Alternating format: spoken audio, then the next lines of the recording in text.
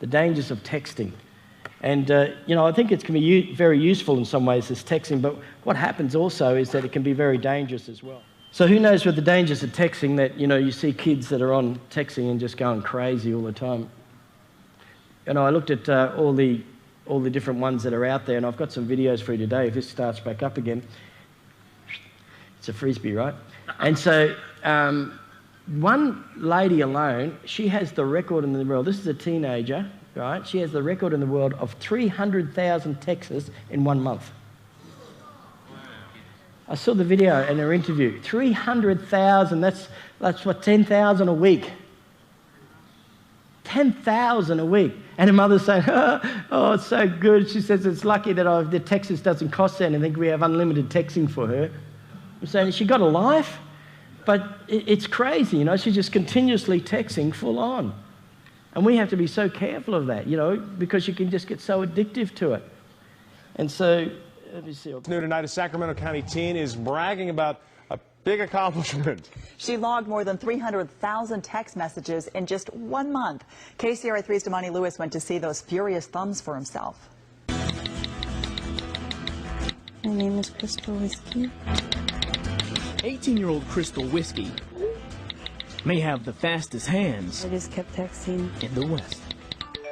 I text a lot. Just how fast? 303,398. Text messages sent and received all in 1 month. Don't believe it? My friend said, text your little thumbs off. Well, the faster-than-life thumb action doesn't lie.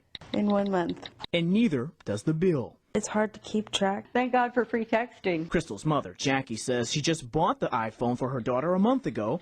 I get cramps. Needless to say, it didn't take long for her to get used to it. She must text while she's sleeping. I'm popular. I can't help it. To put 303,000 text messages into perspective, It's convenient. that's more than 10,000 text messages a day. 5 years practice. 421 messages an hour, and 7 text messages a minute. And yes, we even timed her. 7. I don't talk on the phone that much. As for our interview, well, it wasn't without interruption. So you keep it up. Sorry. Mom says despite the thumb addiction, it doesn't stop her from holding down a full-time job or affect her grades. Straight A's, both my daughters. As for Crystal, she says she graduates in a few weeks and hasn't decided what's next. But you can bet she'll text her decision faster than you can say OMG. Didn't want to answer that one. In Antelope, Damani Lewis, KCRA 3 reports. I am so slow at that. I am too. I don't have the QWERTY though. Yeah, exactly. It's probably a good thing. Yeah. Well, if you calculate the more than 300,000 text messages at 10 cents a text, she would owe more than $30,000. But like the mom said, thanks goodness for unlimited texting. I think a story like this makes a lot of parents feel better about their own kids. I feel great about mine. If it's not 300,000, you know, maybe it's not so bad. There's people there that in texting these days, we'll see on the video, that people just lost their whole way of talking to each other. And I think that's really dangerous. There's this whole language of talking as well, which we have to be really careful of. Do I hit play now? Okay. All right, there we go, the dangers of texting. People get annoyed. You get annoyed sometimes that they just want to text long messages. You ever had that? Text long message. Then it's normally a conversation that takes like hours to answer or a long time to answer, and they expect you to text back. You know, you think, well, can you just pick up the phone because I can just tell you about it instead of texting, and you text something back, then they text something back, and you text something back, and text something back, and it keeps going on forever, and you haven't even a quarter way got through it. So forget it. Pick up the phone and have a chat. And I think what happens is that, you know, that's the part that we're losing most of all. You know, I saw one video of this child, this kid. I'm telling you, she would have been no more than a 2-year-old. And she's walking around with the phone, and she's talking to her father just like a mum, you know, talking on the phone. And this other one was sitting there texting away, about 2-year-old, and obviously wouldn't know what they're doing. But the mum's there going, oh, you want to text? Go on, text whatever you want. Text to whoever you're going to do and all this. And the baby's going for it. Just so obviously watching, you know what I mean? So kids are watching us, and we have to be careful of what we get involved in. Have a look at this here, for instance. Here's even a part where you can buy a Bible, which is called Testament. Did you know that? Testament. You have a look in there, there's actually these pastors who said, oh, you know, the world's so changed, we might as well make a testament. And, you know, I wanted to show you what it looked like, because I tell you what, It is crazy, absolutely crazy. There's like, like all the abbreviations. So you know how people do the abbreviations, like you can write a whole message now like RSVP, ASAP, okay? And you've really done no real words. You can do all these things, LOL. I looked at this video where these two people got together and actually had a conversation as if they were texting. And they're going, LOL, and they're talking like this and, OMG and all this sort of stuff, and it's just absolutely crazy what these young people are getting involved in these days. We need to be careful of it. Advertising is even getting cleverer. Advertising, you know how Brad talked about that you can sleepwalk, some people are sleepwalking texting and things like that. You remember that? Well, this is what the ads are doing now.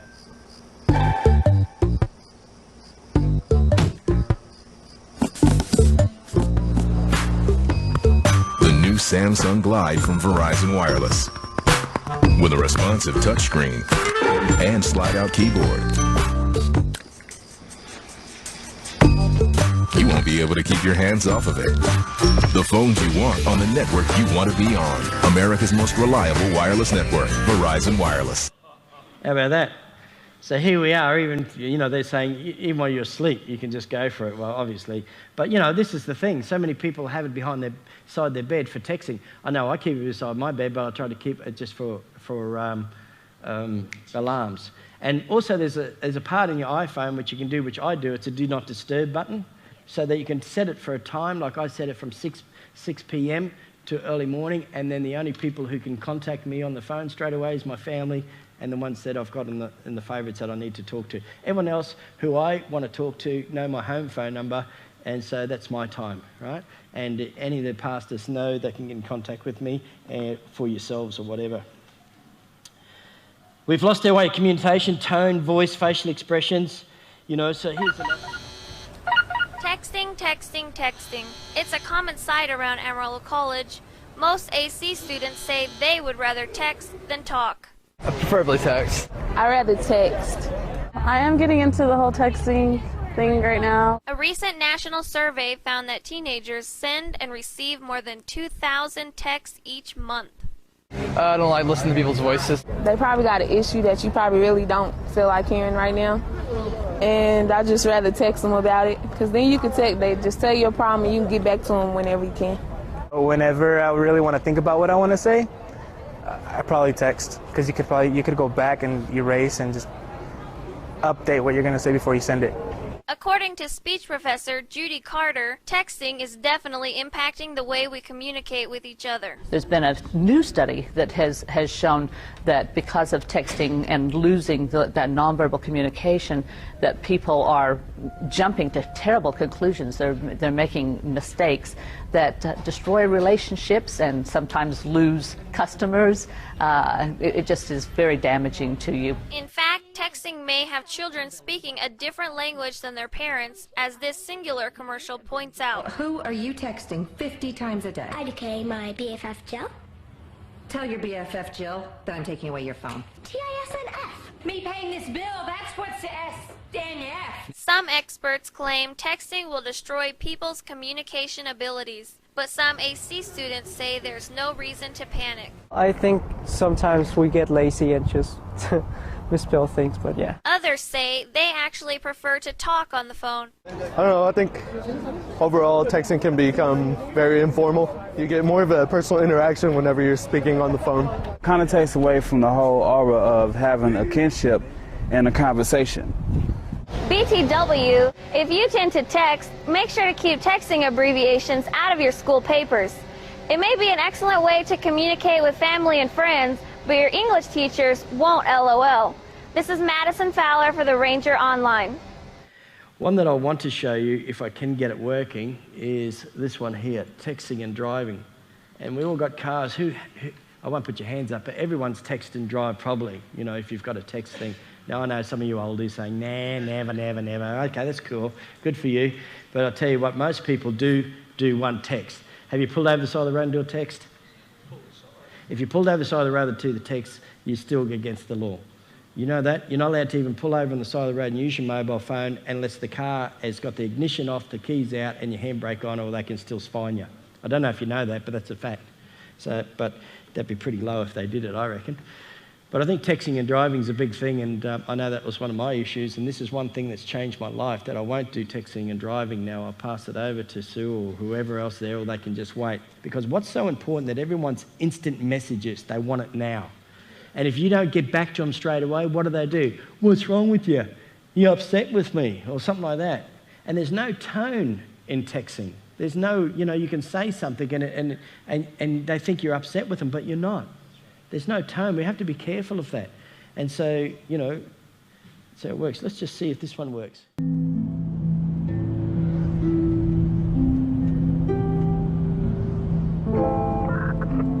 My name is Grant Hendricks. I'm a trooper with the Missouri State Highway Patrol. I'm at the site of Mariah West's accident. Mariah's vehicle traveled across this median and ended in striking the bridge that you can see behind me. When I got to the scene, her face was disfigured from sliding down the roadway.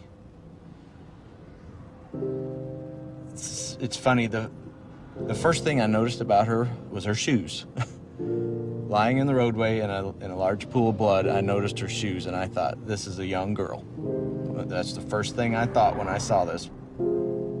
And at that point is when I noticed her cap and gown was still in her car.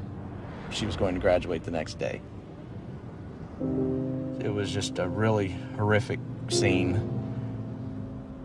all because of a senseless text message.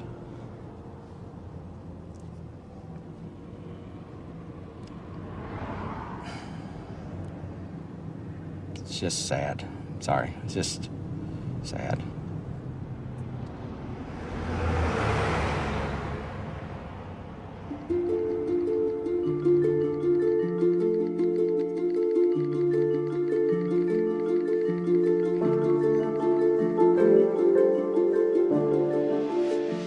Ashley would text hundreds of messages every day. That was the way we kept in touch. We would definitely text more than we talked. Mariah was a multitasker extraordinaire. She could text better than anyone I know. She could be having one conversation with me, completely focused, while having a text conversation with somebody else. When you do something 7,000 times a month, you tend to learn where those 26 letters are. We would be at school, at home, movies, bowling, driving. Not even looking at her phone. Just simple, insignificant, useless bullshit, whatever it may be. About anything and everything. Just a way to pass the time. It didn't matter where we were constantly texting. This is my sister. She was looking at my message that I had just sent her. When she looked up, she had clipped the median on the left-hand side of the road. Her truck flipped, and as it was flipping, she was actually ejected through the driver's side door, and she landed in the ditch about 300 feet from her truck. People will tell you over and over again, it's not your fault. But knowing that you were the person that she was talking to when she was killed. Just knowing, having a highway patrol officer write in a report that a text message sent at 12:05 is the reason that she is dead is not something that will ever go away. If I could talk to her one last time, I would just say, I'm sorry.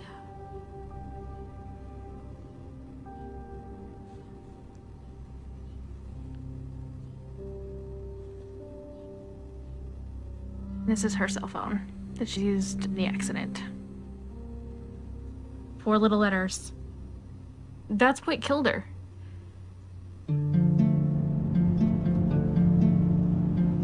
You never really think about it, but people associate drinking and driving as a dangerous thing. Your vision's impaired, your judgment's impaired. But if you look at texting and driving, your vision's not even there. You're not even looking at the road.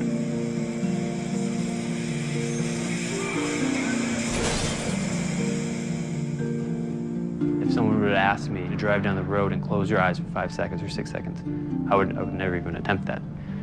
But then if someone asks, read this text message and respond to that in about the same length of time, well, that would be no problem. I'd done that numerous times in the past before this accident. I was on my way home. I had my girlfriend in the car, and I'm just reading a text message, responding. I was looking up every couple seconds or so, like I always did. And I just hear a loud scream next to me, and the next second I look up and I see a bicyclist crashing the windshield.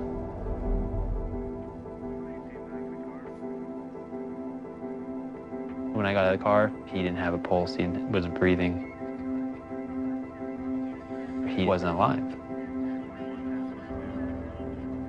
There are no words to describe the level of grief, the level of depression and self-hatred I was going through.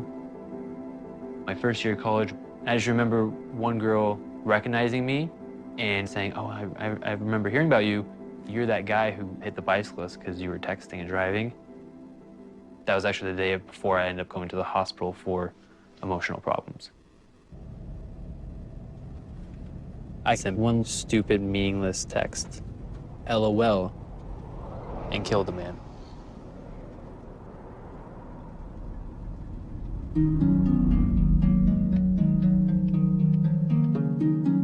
People don't realize it could just take 3 seconds. I was going to the movies and the car just went directly into a tree and it was a direct collision. I was the passenger. I collided with the tree on my right temple and I was declared dead on the scene 3 times. I used to be able to drive. I used to be able to go for walks. I used to be able to run around town by myself. I used to have a job. I was normal. And all this, I cannot do anymore because they had the text. This is the text message that changed my life forever.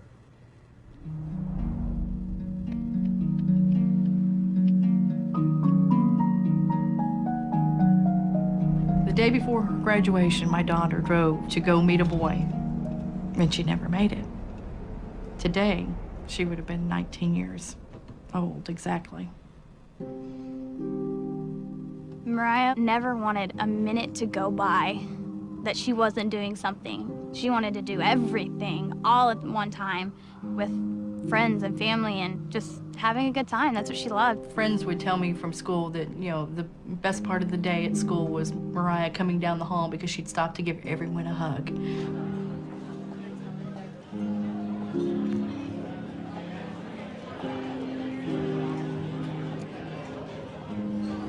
Okay, guys, in honor of Mariah.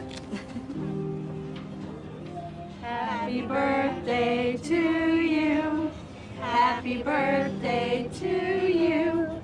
Happy birthday, dear Mariah. She had met a guy who played baseball, and one evening she just spontaneously got in her car and said, "Hey, I'm gonna come watch his game." He was texting her to tell her directions of where she needed to go. And I guess she just looked away for too long. Where are you at, you know? Like that was it. One of her friends had no idea that she had been in an accident, so he kept texting. We ended up having to send him a text back to say, "Please stop. She's in critical condition in the hospital, and we don't know if she'll even make it." She always worked her magic, you know, and still to this day, without her being here, she's so much still a part of our lives every day. She was our sunshine. She really was.